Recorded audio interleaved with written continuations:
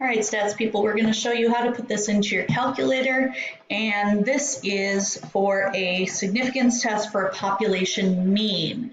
So the one example we did in our notes was a T, so that is the first one that we are going to use. So let's take a look at where we would go with this. We'd press Stat, move over to Tests, and again, it's going to be one of these first two. The one sample for proportions was only for proportions.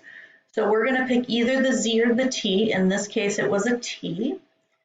And then your choice is either it will go find it if it's in list one, if you tell it where it is, or I'm just going to say, let me just give you the important facts.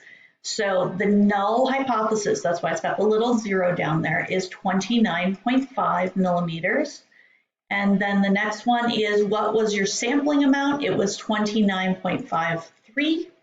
Our standard deviation was that 0.09, and then a whole bunch of zeros. And our sample size was 50 cubes. And our test on this one was a not equals, so we would go ahead and press calculate. And notice it gives us the T value, the 2.357. It gives us our P value of 0.02246. We wrote down 0.02225 using TCDF.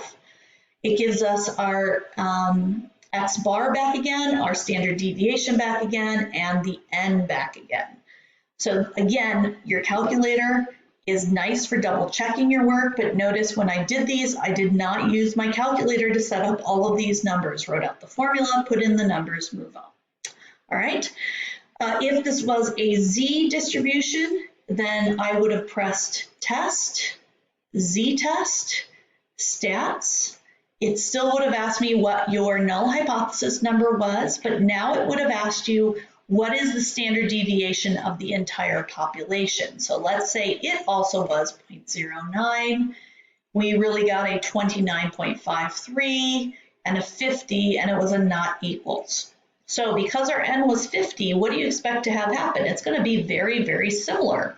So the numbers are going to be very close. The p-value is off a little bit. It's a little bit less than when we used a t distribution, because again, if we're looking in the tails, there's a higher probability in the tails, just a teeny tiny bit, versus if I was doing a z instead. Remember also that when we were doing the t distribution, we were dividing by square root of 50 and using this as a sampling.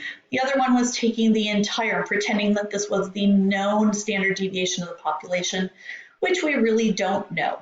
So how does a grader actually know whether you put this into your calculator as a t or a z? Well, it's going to be how you write out your formula.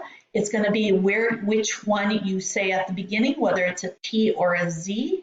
And again, notice in my probability statement, I'm using t is greater than, no longer z is greater than like we did in proportions. Okay, so that's why they want the communication factor on your paper, not just using the calculator. That's it.